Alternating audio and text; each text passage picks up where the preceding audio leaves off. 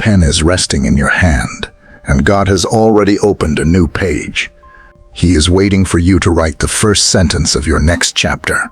You may have been staring at that blank page for a while now. Maybe you have picked up the pen a few times and put it down again without writing anything. Maybe you started a sentence once and crossed it out because it did not feel right. None of that means the page has closed on you. It only means you are still deciding what the first word should be. God is not frustrated with you for taking your time to think it through. He already knows what the next chapter looks like, and He is simply watching you approach it. That is really what today is about. It is not about looking back at the chapters you have already written. It is not about judging how those earlier chapters turned out. It is about the page that is open in front of you right now, today. Every one of us reaches these open pages many times over the course of a life. A page opens after a decision we finally have to make. A page opens after a season ends, and another one has not yet begun. A page opens after something breaks, and something new has to be built in its place. A page opens simply because something in us feels ready to move, even when we cannot fully explain why. God is present at every one of those pages. He does not open a page for you and then step back to see what you will do with it alone. He stays close because the page was His idea before it was ever yours. I want to say something else about these open pages before we go further. They do not always look dramatic from the outside. Sometimes the page that is opened in your life is something as ordinary as a conversation you need to have. Sometimes it is a habit you know needs to change, or a relationship that needs an honest word spoken into it. Sometimes it is simply a direction you have known you needed to move in for a while, but have not yet moved. None of these things announce themselves loudly. They sit quietly, the way a blank page sits quietly on a desk. And because they are quiet, it is easy to assume they are not that important, or that there is no rush. But an open page does not need to be loud to be real. It is still open, whether we are paying attention to it or not. I have noticed that people often wait for a feeling of total clarity before they consider a page ready to write on. They assume that once everything makes sense, once every question is answered, that is when they will finally move. But most of the pages that open in our lives do not come with that kind of clarity attached. They come with a sense that something needs to happen, even while several details remain unclear. That is simply how most of these moments work. Clarity tends to grow after the first sentence is written, not before it. So today I want to walk through two verses that describe this clearly. Isaiah 30 verse 18 and Revelation 3 verse 20. Let's start with Isaiah. The prophet Isaiah was speaking to people who were tired. They had been through disappointment, and they were unsure what came next for them. In the middle of that uncertainty, Isaiah gives them a picture of God that many of them had never considered. In the Amplified Translation, the verse describes the Lord as one who waits, who longs, and who looks for the chance to be gracious to His people. God is described as longing, which is a word we usually use for people who care deeply about an outcome. The verse tells us that God is looking for an opportunity, an opening, a moment where He can extend grace toward you. Think about what that means for someone standing in front of a blank page. It means the hesitation you feel is not something God is annoyed by. It means the very moment you are in, unsure and quiet, is a moment He has been watching for. The verse goes on to describe God rising up to show compassion. Rising is an active word. It is not the posture of someone who is passive or indifferent. It is the posture of someone getting ready to move toward you. I want you to notice something about the order of that sentence. God rises to show compassion before you have proven anything to Him. He does not wait until your next step is confident and polished before He moves toward you. He rises while you are still working out what to write. This changes how we usually imagine these moments in life. We often picture ourselves alone at the blank page, working things out under pressure, hoping God notices once we finally figure it out. Isaiah gives us a different picture entirely. God is already near the page. He is already leaning toward you, not away from you. The verse describes him as a God of justice, which simply means he is fair and consistent in how he deals with people. His posture toward you today is the same posture he had yesterday, and the same posture he will have tomorrow. That kind of consistency matters when you are trying to take a step you are unsure about. You are not dealing with a God whose attention toward you changes based on how well you are doing. You are dealing with a God whose attention toward you is steady, because his character does not shift. I want to slow down here and just sit with the picture the verse gives us. A God who longs, a God who looks for the opportunity, a God who rises. Those are three different pictures of the same reality, and each one adds something. Longing tells us this matters to him personally. Looking for opportunity tells us he is attentive, not distracted. Rising tells us he moves. He does not simply observe from a distance. Put those three together, and you get a picture of someone who is engaged with your life in a way that is easy to underestimate. Many people carry a quiet assumption that God is mostly occupied elsewhere, and that our small decisions barely register with him. Isaiah does not describe that kind of God at all. He describes a God whose attention is fixed on the exact moment you are standing in right now. I think it helps to remember that this verse was given to people who felt like they had missed their moment already. They were not people who felt strong and ready. They were people who felt like life had gone sideways on them, and it was to those very people that this picture of a longing, watching, rising God was given. That tells us something important about who this verse is actually for. It is for the person who feels like they are behind, not the person who feels like they have it all together. It is for the page that has been sitting blank longer than you would like to admit.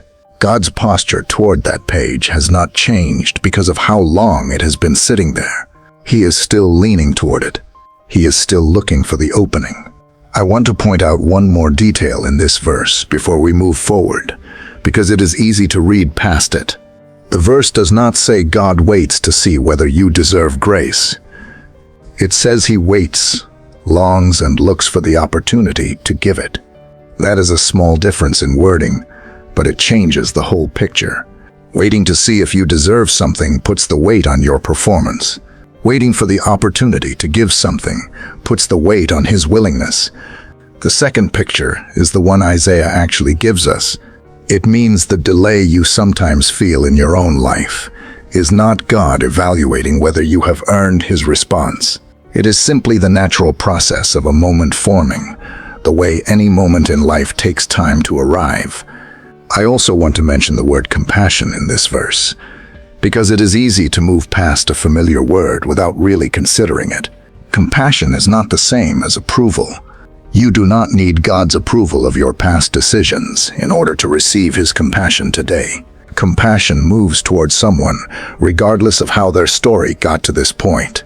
That is worth remembering if you have been avoiding your next step because of something in your past that still feels unresolved. The verse does not describe a God who rises to show compassion only to people with a clean record. It describes a God who rises to show compassion, period. To people standing in front of an open page, however that page came to be open. I think it also helps to notice what this verse does not say. It does not say God waits for you to fix everything about yourself first. It does not say his compassion is released only after a certain amount of effort on your part. It simply describes his posture as one of looking for the chance to move toward you. That posture does not change based on how complicated your situation currently is. A complicated situation is not a disqualifier in this picture. It is simply the setting in which the compassion is offered. Now I want to move to the second verse, because it adds something Isaiah does not fully spell out. Isaiah tells us about God's posture toward us. Revelation 3 verse 20 tells us what that posture looks like up close, in a single moment. In this verse, Jesus describes himself standing at a door. He says that he stands there and knocks. He says that if anyone hears his voice and opens the door, he will come in. Notice the details in that picture because they matter. He is not described as breaking the door down. He is not described as forcing his way into the room.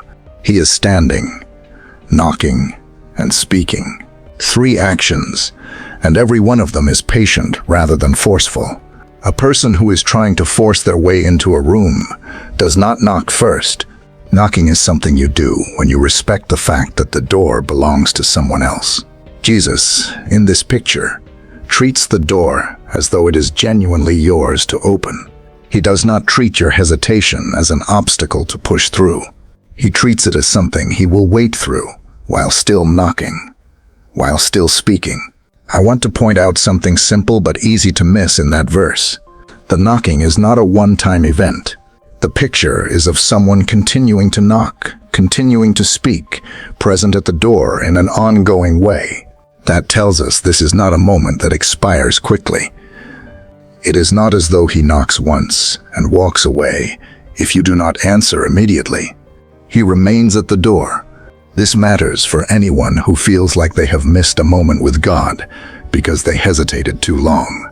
The picture in this verse does not support that fear. It shows someone who stays present, who keeps speaking, who keeps knocking. Now look at what is required to move things forward in this picture. It is not a complicated action. It is not a performance or an achievement. It is simply opening a door. Opening a door is one of the smallest physical actions a person can take. It does not require strength. It does not require preparation. It requires a decision and then a small movement of the hand. I think this is important because we often imagine that our next step with God has to be dramatic or impressive. We picture some large gesture, some visible transformation, something big enough to match how big the moment feels inside us. But the picture in Revelation is much smaller and much simpler than that. It is a hand on a door handle. It is a decision to turn it. The verse says that if anyone opens the door, he will come in. Not, he will consider coming in. Not, he will come in eventually. Once conditions are right, he will come in. The promise is tied directly and simply to the action of opening. I want to spend a little more time on the voice mentioned in this verse, because it is easy to focus only on the knocking and skip past it. The verse says that if anyone hears his voice, that tells us the knocking is accompanied by something spoken, not just a physical sound at the door. I think this matters, because sometimes we are listening for a feeling, or a sign, or some dramatic confirmation, when the verse simply describes a voice. A voice is something you recognize over time. The more familiar you become with it, the more time spent listening, the easier it becomes to recognize that voice among all the other noise in a day. This tells us something about how these moments tend to work. The knocking on the door of your next step is rarely a single loud event. It is usually something quieter, something that becomes clearer the more attention you give it. I also want to point out that the verse places the responsibility for opening on the person inside the room, not on the one knocking. Jesus does not open the door himself in this picture. He knocks and he speaks, but the handle stays on the inside. That detail tells us something about how God generally works with us. He does not override our decisions or force his way into places we have not opened to him. He respects the door as something that belongs to us, even while he continues to stand there.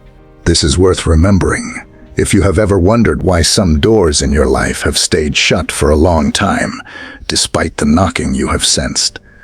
It is rarely because he has stopped knocking. It is usually because the handle has not yet been turned from the inside.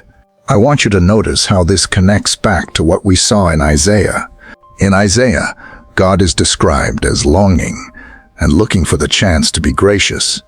In Revelation, we see exactly where that longing is expressed: at a door, in a knock, in a voice. The two pictures fit together like two views of the same moment. One shows us God's heart toward the moment. The other shows us God's posture in the moment. Both pictures describe someone who is near, attentive, and patient, rather than distant or demanding. Both pictures place the next action in a place that is small and reachable, not large and overwhelming. I think many of us complicate our next step with God more than we need to. We assume it has to involve a complete plan before we begin. We assume we need to have every question answered before we move. But the two verses we have looked at today do not describe that kind of requirement at all. They describe a door and a page. A door that only needs to be opened. A page that only needs a first sentence. Neither picture asks you to have the whole story figured out before you begin. They simply ask for a beginning. I want to go back to the image we started with. The pen resting in your hand. That pen represents whatever step is in front of you right now. Whatever decision has been sitting unfinished. The blank page represents the part of your life that has not been written yet. The part that is still open. Isaiah tells us God is leaning toward that page, longing for the chance to meet you there. Revelation tells us he is standing right at the door of that page, knocking, speaking, waiting for you to turn the handle. Neither of these pictures describes distance. Both describe closeness. I think it is worth noticing how differently we sometimes imagine God when we are the ones who feel stuck. We imagine him far off, arms crossed, waiting to see what we will do before he decides how he feels about it. These two verses correct that picture directly. He is not far off. He is not withholding his posture toward you until you prove something. He is already close, already speaking, already reaching the step in front of you. Whatever it is, does not have to be large to matter to him. It does not have to be impressive. It simply has to be yours, offered honestly, even if it is small. A first sentence, a hand on a door handle. That is the size of step these verses are describing. I want to say one more thing before we close, and it has to do with timing. Neither of these verses puts a deadline on you. Isaiah does not say God will only be gracious if you act within a certain window. Revelation does not say the knocking will stop after a certain number of attempts. The pictures we have looked at today describe patience, not pressure. That does not mean the step in front of you does not matter. It simply means the posture of the one waiting for you to take it is not anxious or rushed. You are free to take that step from a settled place rather than a frightened one. You are free to write that first sentence because the page is open, not because the deadline is closing. You are free to open that door because someone kind is standing there, not because someone impatient is threatening to leave. That distinction changes how a step feels when you finally take it. A step taken out of pressure feels heavy. A step taken because someone patient and kind is simply present with you feels different entirely. I think that is closer to what both of these verses are describing. So today, wherever your page is open, and whatever door you have been standing in front of, I want you to remember these two pictures. A God who longs, looks, and rises toward you. A Christ who stands, knocks, and speaks, waiting for the door to open from your side. Neither picture asks for a performance. Both simply ask for a beginning. I want to add one final thought before we close, because I think it ties everything together. Sometimes we treat our next step as though it needs to prove something, either to ourselves or to God. We think that if the step is big enough, it will finally settle whatever doubt we have been carrying. But neither of the pictures we looked at today describes a step that has to prove anything. The page does not ask you to prove you are ready. The door does not ask you to prove you are worthy of what is on the other side. Both simply ask you to begin and to let whatever comes next unfold from there. I think that is a kinder way to think about the step in front of you than the way most of us naturally think about it. We tend to load these moments with more weight than they were ever meant to carry. We imagine that everything depends on getting this one step exactly right, but a first sentence can always be revised. A door, once opened, can still be walked through slowly. Neither of these pictures describes a single irreversible moment where everything is decided forever. They describe a beginning, and beginnings are allowed to be simple. I also want to mention that these two pictures are not describing separate moments in your life, one for the page and one for the door. They are describing the same moment from two different angles. The page you are meant to write on is often exactly the same as the door you are meant to open. Writing the first sentence and turning the handle are simply two ways of describing the same small act of moving forward. So whichever image makes more sense to you personally, Whether it is the picture of a pen resting in your hand, or the picture of a door you have been standing in front of, know that both are describing the same invitation, an invitation that has been open for longer than you may have realized, an invitation that is not going to expire, simply because you took time to consider it, an invitation from someone who has already told us, through these 2 verses, exactly how he feels about the moment you are standing in. He longs for it. He looks for the opportunity within it. He rises to meet you in it. He stands at the door of it, still knocking, still speaking, still present. That is where we will end today. Not with a list of things to do, but with that picture settled clearly in front of you. The page is open. The door has a voice on the other side of it. The next step is smaller than it feels, and the one waiting for you to take it is closer than you may have assumed. Let's bring this into a moment of prayer together. Father, we come to you today with the pages that are still open in our lives. We bring the decisions we have been putting off and the doors we have been standing in front of without opening them. Thank you for the picture we have seen today of a God who is not distant from these moments, but leaning toward them. Thank you that you are not waiting for us to be ready in some perfect way before you move toward us. Thank you that you rise to show compassion even while we are still deciding what to write. Lord, for the person reading or hearing this today, who has been staring at a blank page for a long time, meet them there.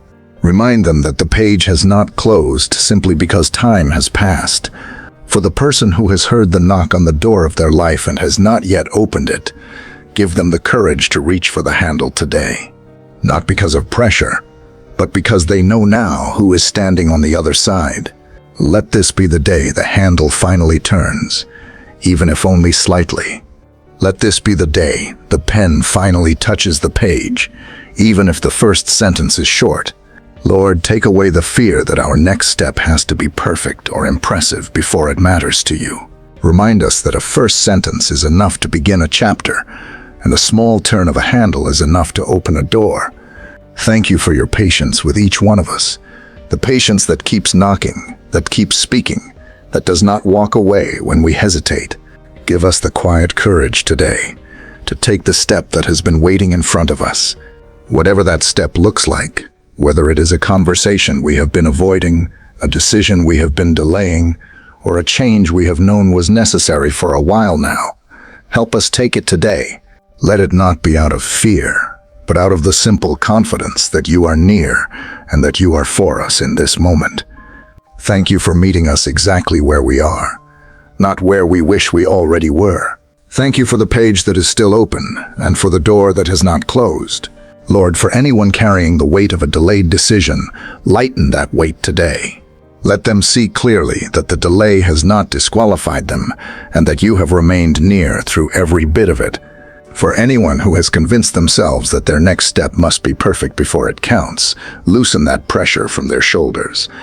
Remind them that a first sentence is allowed to be simple, and a first step is allowed to be small. For anyone who has grown so used to the sound of the knock that they have stopped noticing it, sharpen their hearing again today. Let the voice at the door become clear and familiar once more. Lord, where fear has kept a hand off the handle, replace that fear with quiet confidence. Where doubt has kept a pen resting untouched, replace that doubt with a simple willingness to begin. We are not asking for a guarantee of how the whole chapter turns out. We are simply asking for the courage to write what comes next, trusting you with the rest of the story as it unfolds. Thank you that you are not in a hurry with us, and thank you that you are not distant from us either. Thank you that both of those things can be true at once, patience and closeness, held together in the way you deal with each of us. We receive your closeness today, and we choose to take the step in front of us, trusting that you are already there to meet us in it. Strengthen every person carrying this message today, in whatever specific page or door they know it points to in their own life. Let this not simply be words heard and then forgotten, but a moment that leads somewhere. We thank you in advance for what you will do with the step we are choosing to take. In Jesus' name, Amen.